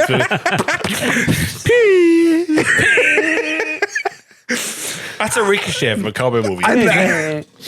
I swear to God, right? I haven't spoken to the dude in probably since then. Fucking doesn't want to talk to you anymore, if I'm honest. He's cut off all time. That Matt lad, I am fucking not dealing with him anymore. Restraining order. He put his arm around me, which I thought was the weirdest part of this situation. Especially after that conversation. And I was like, I don't need you to hold me while you answer this, right? And he just goes, no. Breed. He just goes, no. You should probably get that checked out. How long did you... Sorry. How long What age before... were you? What was that age? 11. So how... He said you'd probably get it checked at 11. He was just like... Is this happening before your communion? Was it? Did it stop after your communion? Did you ask the priest? Funny enough, now I think about the timeline. Did you tell them during confession? Confession was communion. Confession was communion. There's air coming on my cock. Yeah. I blow bubbles when I come. Just in case you haven't noticed, it's pee. It's like a French person starting a conversation. Is it okay now? Oh yeah, no, literally 2 months. 2 Now months. he goes, and it was like, yeah, now it's like his balls are dropped. So it goes instead of pee. That is it's very young. 6 keynotes up. I think maybe you just... I think you just weren't making any stuff. You're dead right. Yeah, that's mad. We had a shelter dive. Yeah, well, you were country. You were in the fucking mountains. Yeah, we were in the mountains. My first porn to see was a deck of cards. Oh, yeah. Did you have the pen that you turn upside down and you get a naked woman? No, but I knew someone that did. $2.50 and I could look at it. It was fantastic. It's a fantastic fucking pen. But it didn't take a lot to back then. Like your right hand and your imagination is all you. Some of the bits, all you it needed. was lovely, But that will tell you the difference because right. So you're saying the pen thing, right? The first time I had ever seen a vagina and like a full naked in real female. life? No. In like you're saying, the pen form. Oh, yeah. Mine was on a phone that like we were using infrared to send messages. You know, we had to put the two phones together. It was a thing when we were younger, before Change the Bluetooth. channels on TV. Before Bluetooth became a thing on phones to wirelessly transfer or whatever. Phones used to have this little thing at the side, and I think it was a Nokia that had a silver Nokia or something. Yeah. And it would have like a light on the side of it, right? And when you touched the other, like sex, right? When you touched the two lights together, you could transfer media files from the phones. That's not how sex works. Yeah. That's amazing. Depends what side you're on. How did I miss that? Huh? Well, I was about 10 at the time, so that's... What age are you now? I'm 26. So that's 16 years ago. Definitely, phones are fucking up every young man. Yeah, no, absolutely. And this is what I'm going to say. Somebody, and I remember it to the day I die because it was weird. It was the quietest young lad who showed me this, right? And it's always the quiet one. Yeah. So watch out for the quiet ones. And it was a girl. They were what we would call now gifts or whatever, right? And it was a girl in an Ireland jersey, right? The Ireland jersey went down to about her thighs, and it went from like a second to it was up now, it was there, and then it was off. So it was first up the legs, then the fanny, then the tits, then off. And that was the first time I'd ever seen a vagina in my life. What do you think of it? Well, I thought it was winking at me. I was like, what the fuck am I supposed to do with this? Like, I didn't have that. We had a magazine and you had to, like, you really had to pick your fucking moment. Some pages were stuck together. You know? No, I was fairly good at cleaning myself up. You didn't have a migraine to deal with. You couldn't reuse it if you fucking... Yeah. No, I mind what I have. But you had to be. Mind as you go. Nothing else. There was this fucking magazine and that was it. That's it. And that was like precious gold to you. Yeah. You didn't have phones or anything. So like I often say it. I remember the first time that happened to me, and I was just expecting someone to barge in the door and charge me because this much fun couldn't be for free. This couldn't be real. Couldn't be for free. Yeah. Well, I definitely was fucking older than that. Yeah, no, yeah. Harmless E gets up the mountain. Yeah. We used to have in the 80s. We used to have video. First, you grew up in a estate in Kildare, wasn't it? Yeah, not an estate. No. But, it was on a main street of on the way down. But in Kildare town, we had a chip shop, and above the chip shop there was a video shop because video shops were a thing back then. So there was two of them in the town, but the one above it had a box under the counter, Top shelf stuff. but it was under the fucking counter because it was totally illegal. Top shelf brought down. This could be German. Or it could be Dutch. Boblenheim. That was essentially the two languages. You were never going to get in English. Did he just give it a box and you go through it? You go through it and have a look at the name. And is he looking at you? Oh yeah, When he's you're fucking doing it? standing there with you because he's to whip it away if there's anything else comes into the And would shop. you go in? I'm looking for something a little bit more.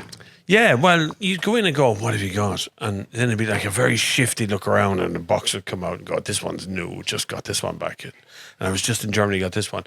But even he didn't know what was on the fucking video. It could be anything. But because it's VHS, you're putting it in and then you have to watch the whole thing. So there's like a big story attached to whatever the fucking it is you're And watching. there were shit stories. Oh, they were crap, fixing your TV or your fucking cable. Like nowadays you have cum shop compilations. Yeah, now it's just straight to the end. Yeah, straight to the end. Yeah. I remember we were working in, I think it was Galway, Connemara, and there was a porn movie and it was put on. And I just remember the moment, it was just such a surreal, weird moment where one of the lads came in. Everyone's a heterosexual male here now, right? Yeah. And he goes, oh, so I have a bit of dick in that. Because if you don't see the dick, it's not good. We were in the army, when I was in the army. Here we go. I know, it's all fucking soldier boy stuff now. But even in the FCA, we used to do duties. So you'd be caught for 24-hour duty. And there'd be probably 6 of you, 5, 6 of you. Some lads would sleep. You're supposed to stay awake for 24 hours, but 2 lads would sleep and the rest of Where? In the barracks? In the barracks in Kildare town or in the barracks in the And is this one of the training exercises? Yeah, it was part of building up to it. But often in the FCA, which is a volunteer army, you'd be given this money. It was good money. It was £150. Like that was for 24 hours. That's bad. You got paid more than the PDF. Like they didn't get that much money. But 99% of the PDF would bring along a fucking porn movie. And so it would get later into the evening, 10, 11 o'clock, and someone else just fired us in. I can't explain how awkward it is to sit in a room with 5 other lads, all in uniforms, who are armed with guns and bullets in an army barracks full of hundreds of other lads, no girls, to watch a fucking porn movie. It made no sense. And did you watch it? Oh, everyone. And was anyone saying, look, I'm just going to go in for a quick wank? No, it never happened. Everyone stayed very quiet. So what was the point in watching it? It was fucking stupid. When I think of it now, it's so silent and stupid.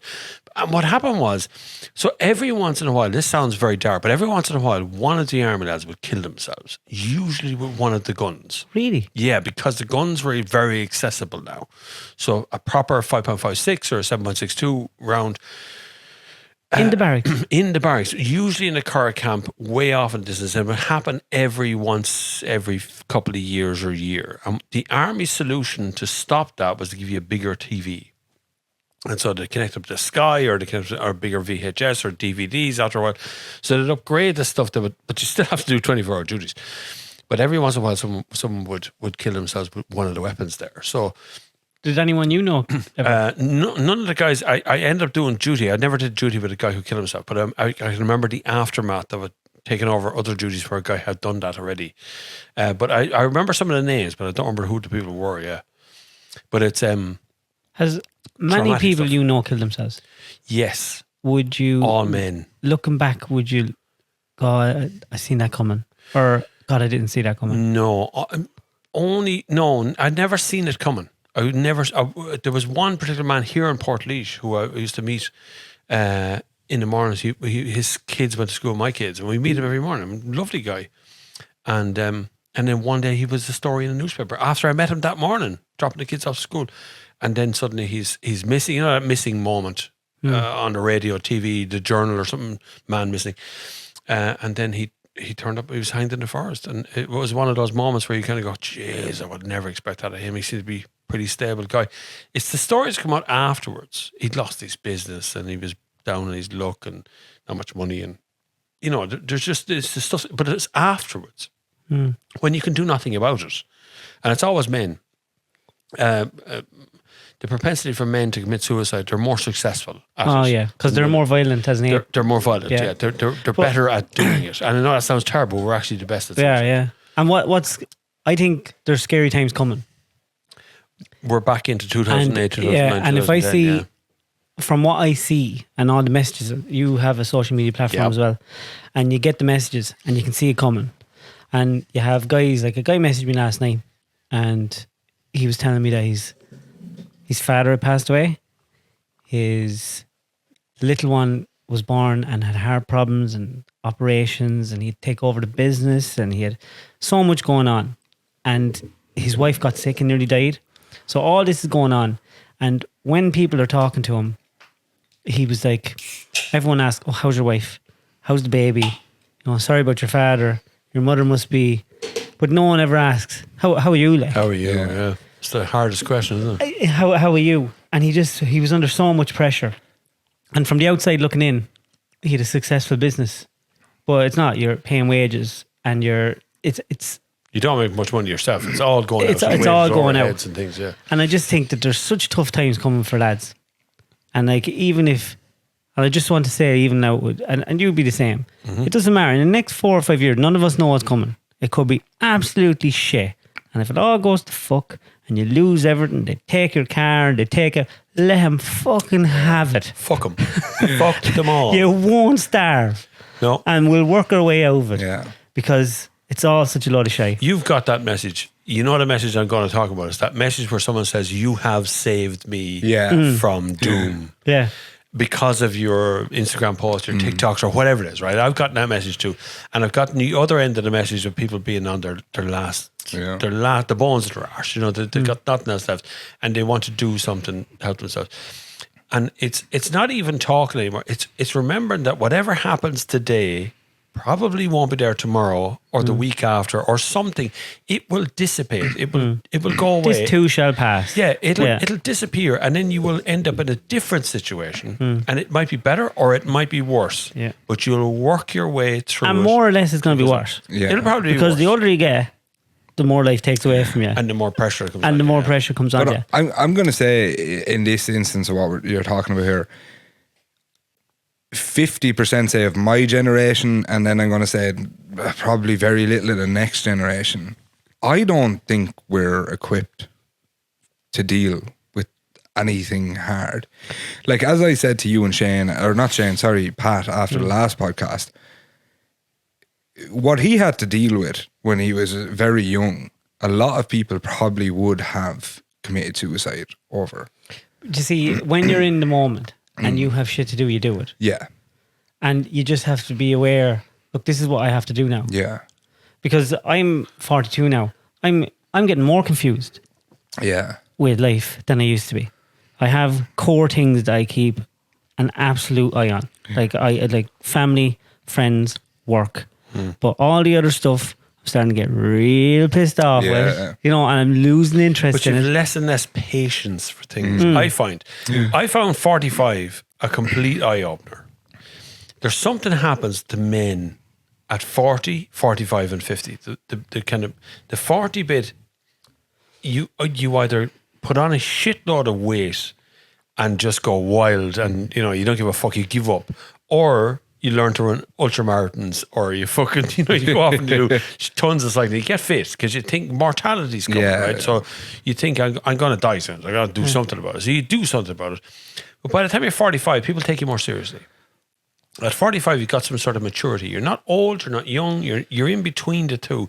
But you've got enough presence that when you walk in the room, people pay attention to you at 45. And then at 50, that happens again. But there's a lost group as well. Yeah. There's that group of guys that they just work. Yeah. And you never hear peep from them. Yeah. They just go to work, they do their day, they have shit jobs. They know they're shit jobs, but they do them happily just to get home, and they just want to just get through life. Just get through. They want their 14 days holidays in Tarman once a year. And they keep the country going. They're the real but fucking OGs of the country. There's a certain people, and I've noticed, and I know one very close to my life, that seems to follow some sort of set of rule books in their own head, right? And they don't actually believe what they're following morally or whatever, right? And I'm not talking about religion or anything like that. But they do it because they think society is saying this is what's the norm. And I know personally they have absolutely no fucking interest in doing it. And the same, what I'm talking about, like you're talking about the 9-to-5 job or the whatever, and it doesn't make them happy. It doesn't make them anything. They just do it because it's what they were told to do, and they don't have the personality that would stand out from the crowd and I'm going to do what I want. And I think a good lot of the fucking country is under that sort of whatever that rule book in their own head possibly is. But I think we need them people. I think there's a certain kind of person who works in a factory, they do their thing, they do their shift work, they come home, and they're not trying to be famous. They're the main cogs of society. They're the people who actually make the world turn. But now the ones I'm talking, most of the people. The ones I'm talking about now. You're talking about the virtue. No. The one I'm talking about, say in particular, is not happy with what they do or what anything like that. But isn't that such a weird thing to say, that nobody actually really knows what happiness is? Can I say, the only thing you should be seeking is contentment. Yes, not happiness. yeah. Contentment is a thing that will carry you through the worst of times. I learned that from like 16. And I think you probably learned that from a very young age with some of the stories you've told. Yeah, still working on it. Yeah. You still have to be working. Bob, you're a very self-aware person, so I think you would have known I'm that not from self-aware, but I'm aware that other people struggle with the idea, this idea that we see on TV of what happiness is, right? Yeah.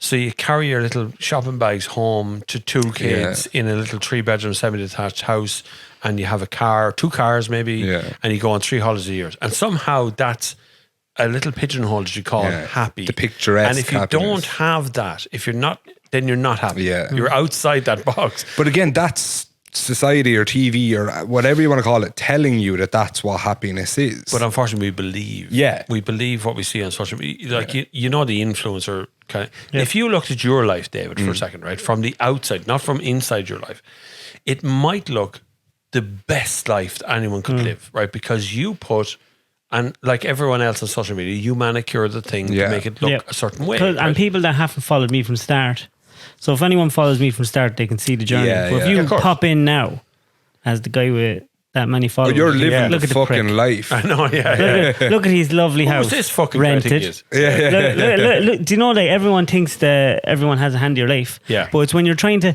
The reason I love doing the podcasts is because I'm more confused now than I used to be. Yeah. And I want to talk to loads of people because I want to know stuff. I want to figure shit out. Yeah. And when you live in such a complicated world, it's like the patriarchy. I'm fascinated about the patriarchy and about the top 3% and men controlling the world. And I always say it's only a certain amount of people that reach that point. And then we were talking to Pat the other night. Yeah.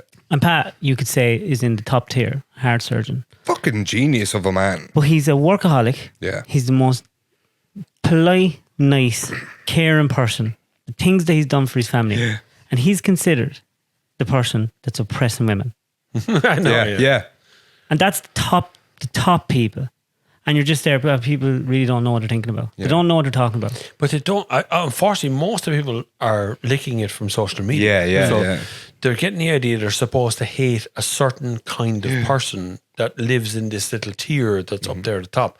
And you could fall into that tier. Anyone can. Anyone can drop into it without even knowing you did that. Or even like, if you look at my lifestyle from the outside, I travel a lot. I show you all these fancy hotels and all these fancy cars, and I go to Monaco and I go to Morocco and I go to all these different places, and yet I don't pay for any of that. Now that's the most rich things that you see online. Most of them haven't paid for that either, because they're influencers, so they're flowing there and they're showing this and they're giving that and they're giving that lifestyle, and they kind of live up to it. So what you're looking at was in the 80s or 90s was on TV. It was the same thing. You looked at all of the big stars, all the people who were out there flying around the world doing their things, but most of them were on junkets. Most of them were brought there by movie companies, and they were going to Australia, Japan, all these places to promote their movie. It's paid for by somebody else.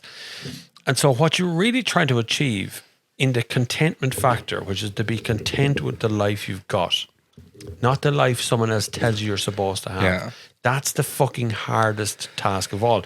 Happiness is a fleeting moment that comes and goes. We were laughing our arses off. Tears come out of our eyes. That's happiness. They're the moments to cherish. But they come and go. But that's what happiness is. Moment. Like there is no, and I don't care what anybody says, there is no possible way to be happy the whole time. You're content, and then you have moments of happiness. You'd be a fucking you have times in your life where you're very stressed out. Like, it's like what you were saying, people look at my life. I'd say I'm more stressed out in the last 2-3 months. Been. And I've seen you stressed and even out. I haven't seen you since I haven't seen you since last year probably, or maybe whatever, 8 months, whatever. And the first night I recently re-met you were a ball of fucking stress when I met you. Ball of stress. Yeah. And it's all caused by other people. Yeah. It's caused by people not doing. People, but is that not people not living up to your expectations? I used to think that. I was thinking that. That's why I was given a bit of leeway. And then I was there thinking, no. Useless. Stone useless. Don't tell me you're busy for 6 hours a day when I'm getting 3 hours sleep a night. Yeah. You know, don't tell me. I wish people would just be honest and say, can you do that? This is what people do now. Yeah. Can you do that? Oh, yeah. Yeah, can I fucking what? This is what we do. They can do nothing. Yeah. Thanks, I want Dave. to point out that David Cuddy has one of the highest work ethics I have ever known in a human being. But I don't. Before he even interferes with me, I've seen David Cuddy work from the crack of dawn till 11:30 at night when he's had two brandies or something. But here's the funny thing. I don't think that, because I grew up in a family. Everyone in my family works harder than me. I don't know anything else. My dad get up at 3 o'clock in the morning. We go working. We used to work away all the time. And I do think, God, I'm so lucky now. I get to see my kids. We're working around home. I actually get to put my kids to bed at night. But even you go back to a year ago, Dave, and like there was times there you were not getting home till a very late time at night. No, I wasn't. And the more I've tried to make my life easier, the harder my life's got. Well, the more you make life easier, the more you make life easier usually means the more you're bringing other people into your life to make your life easier, and the more you're getting rolled, which is usually what causes more stress and more whatever. I thought when you're doing social media and you're creating content, it takes time. Mm-hmm. And you have to invest money in it. Yeah. To think about it as well. And then I'm after figuring out the hard way that what I do is not monetizable. Yeah. What you specifically I'm telling you, I will find a way to monetize it for you. I will do it. No, might not be with me wanking on your show, but I can monetize it. Yeah. But they want to change it totally. And I could deal with that. I could deal with that, tone it down. I could deal with the not cursing thing. I could, absolutely. But it's the controlling what you talk about. Yeah. No, that's crazy. But is that not, it's the same as marrying someone, getting into a relationship. You know, some girl comes at you, she likes the look of you, likes the way you are right now. Then she gets the hooks in, and all of a sudden, she goes, "You're a bit fat though." Yeah. Or you're a little bit That's tall. the one you dump. You're never, I was just about to say, you're never going to marry that person. It's this slight meddling around the edge. I used to think That's what sponsorship I was in is. loads of relationships like that. Mm-hmm. And I was probably that gimp, right? I was probably the negative person in that relationship.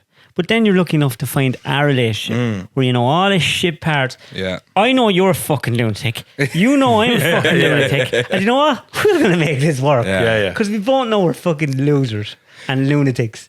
And that's the best thing about relationships. But that's the hard part of this. But no, I'd have been on your side. Every relationship I've ever had where somebody said to me, "Oh, listen, I think you need to change that right now." I'm fine with like, yeah, we're talking about Stop fucking your cock singing when you're going, for fuck's sake. Yeah, she just didn't like that. Went, but no. What the fuck was that noise? Did somebody just open a creaky door? No, yeah, I've always, like David said straight away, my first reaction is either you like who I am or you don't. Now, and I'm not talking about, hey, could you clip your nails or cut your hair or whatever. Like, I'm serious about... I'm going to cut his hair. yeah. Can't cut your hair. No. I'm the exact same as you, man. I've dumped all those people in my life and just straight out, I'm just like, hey, either it is what it is or it's not, like. And then I recently met Katie and I realised that fucking there's so much more to this shit that of somebody actually liking who you are, what you want. Never, like Katie would often run herself down quite a bit, and I'd be very like, what the fuck are you talking about? Like, just do what you want to do and be who you are, like fucking whatever, because that's what I do. So I think years ago I was probably the one that got dumped the most because I didn't know who I was even. Yeah, I was just living this weird. I don't think anyone really knows who they are. It takes a while. It takes a long time. I was probably a lot more mature wanking, but I was probably a lot more mature than a lot of people my age, and up till my like 20s, and I think that got me through life a lot easier than most people probably get through it. So I kind of figured out very early who I was and what I was doing. Kids do it sober you. I'd imagine that. Kids give you a kick in the bollocks. Yeah, because you're not the person that's important anymore. No, you don't matter. Your job is to keep them alive. Yeah. That's your 100%. Is that a terrifying moment when you realise that? It incrementally pops up on you. Yeah. Yeah, do you just be sitting doing something one day and it comes into the back of your head, shit, are the kids alive? No, your wife starts getting, or your partner starts getting bigger and bigger, and then they can't work, and then you have to work harder, and then you have no money. And then you realise why they're getting bigger. And then the baby comes and you're not like you, Cam, now. The baby, there was no noise. I remember when Lily was born and I was expecting this connection. You know, you hear about, you know, it was emotional, was born, bond, but it's just a baby. It's just a fucking baby, and it makes again, loads society of noise telling you what's supposed to be there. You have to pay for it. It's going to cost a fucking fortune. When Lily was born, she was born at 2 or 3 o'clock in the morning, and I was down in Portlaoise, and I was down in Galway working at 6 in the morning, and I go home that night just to see her, and then down to work again because I couldn't miss any days. Yeah. Because I was so broke. And you've done some amount of travelling for the work you were doing, and we'll do that again. We're lucky enough to be working where we are now. But at the forestry, you travel. That's just what you do. Yeah. But when you start communicating with them and you start little people, it's nothing like it. So if I was you, I'd just start baiting chaps into that one. Just do it, yeah. David, it's very hard when all that comes out is pee. You'll figure it out. Sure, look, me and Bob will do something in a cup there for you. At least we're the better side of migraines. We have good old stock. Yeah. Bob a beer. We produced a few. Are you pissing again? No, he's going to give me a beer. All right, Jesus Christ. You produce sperm, I produce podcasts. How long are we on now? It's nearly 10:30 now. We are 1 hour 40. Oh, I think But look, lads, that is we're going to pull it there because cut us off now. We're just going to have to do this again someday. We are, yeah. Continuing story of the shit to be said. Anyway, I will see you all next week and say goodbye, Bob. Goodbye, Bob, everybody. you haven't been coming. You're a gambler now. You have a casino, don't you? Mass sound. Huh? Mass sound. Have you not got a casino now? No, it's not a casino. It is a gambling. No, it's not gambling. It's not a casino. Take two. It's a competition. No, it's a competition group. Oh, so you're gone into you like can win some the cars and you can win stuff online. It's mammoncompetitions.com. It's not actually mine. I promote the thing for the fellas attached to it. It's actually really very Irish. Everybody involved is Irish. You can only win Irish registered cars. These aren't UK cars. Which is great because you don't have to pay 20 grand in fucking VRT. No VRT to pay. Yeah. This is all Irish stuff. So we're trying to get it going. Facebook fucked us up. They wouldn't let us advertise, even though fucking loads of competitions are online advertising. So that meant Facebook and Instagram, we couldn't promote posts or boosts or anything. We wouldn't do any of that sort really? of stuff. Because I set up one of those companies before for a client. No, we couldn't do any of this promoted the shit out of it. Facebook has changed what they were doing. Yeah. So they've changed everything. Because of the woke people in America and all the shit that's going on there, they've changed everything. So you can't do anything right now. So, but it is coming. It'll be very good. It's actually very good for everyone. What cars for sale on it now? We have right now an R32. There is a Golf R32. It's a fucking immaculate. I've driven it. It's a lovely look. We also have a. How much are tickets? Goes up by about 10 grand. Bob Flavin has drove it. No, it's a lovely car. Just I've driven it. It's just a really good car. It's only 15 quid to win the thing. What's the website? mammoncompetitions.com. If you want to get there. We also have another one coming as well, a learner driver package. We're going to give you the car, a Volkswagen Polo, 1 litre. We're going to insure it for a year. We're going to tax it for a year. We're going to pay for all your lessons. We're going to give you pay for all your tests. We're going to pay for absolutely everything. Even if it's car? It doesn't matter what it is. Yeah, that's a lot more lessons. Yeah. It's going to be at least 20 lessons there for the girls. Sorry, girls. I'm joking. Get you on the line. I know we won't. Don't ban the cunt. Don't ban us. Can't ban me on this. We'll get you on. That's mammoncompetitions.com. And coming for you? For me, other than that program? Yes, I have a TV show. I think I'm going to be making. I hope I'm going to be making. We've gotten so close to making television several times. This one is the closest we've ever got. We're actually going to shoot a pilot. And so it's going to be a fairly big one. It is an car adventure show, not a fucking car review show. It's adventure. So it's like the specials of Top Gears. Yeah, it's absolutely. I hope this one comes true because I was raging when you didn't get Stranger Things. I know, yeah. I was dying to get Stranger Things. He was doing 11 stand-in. I was so close. Can I ask Bob a question actually? Because I think it is going to be a plug. I seen an ad in Modelo and I'm actually super interested in it. Christ, am I in the ad? The 100-year fucking Carol Nash. Well, the Carol Nash thing is going to be interesting. Yeah, looks amazing. It is worth a trip. Carol Nash, they're the sponsors of it. First Irish Grand Prix since fucking something they keep advertising. Hopefully.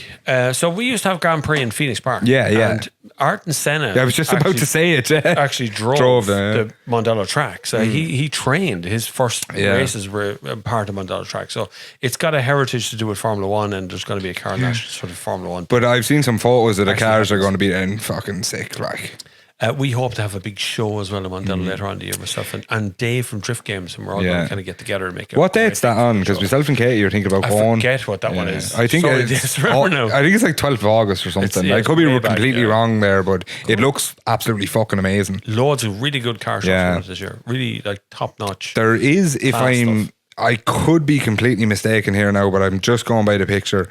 There's like a proper like 1912s Aston Martin, like the fucking... The first ones, yeah. They'll be there. And then there'll be the the first M1 from that's BMW cool. M series, which looks like a big, great big white wing. And there's racing all day of these like fucking retro cars and stuff as well, which is going to be fair. Those days out are worth, like, They are, just yeah. worth going along to just even see. And I done was it Winter Vibes I done with you. Winter and it was Vibes fucking good. brilliant. Yeah, amazing. Yeah. We myself and Jessica McConnell hosted Winter Vibes last year in Mondello, and it was just a wild day out. It was sick. I can't even say anymore I'm going to go to things because it depends on the day I wake up and what way the kids are. Yeah.